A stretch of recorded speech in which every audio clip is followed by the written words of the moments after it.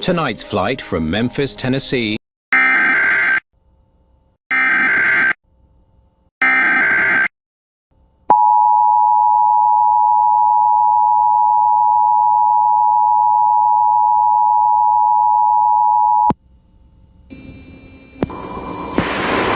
Guam is in condition of readiness 1 as of 1 p.m. Tuesday, May 23rd. Residents in low-lying coastal areas, especially southern villages, are advised to seek shelter immediately in preparation of Typhoon Mawar. Expect tropical storm force winds by this evening, followed by typhoon force winds by Wednesday morning.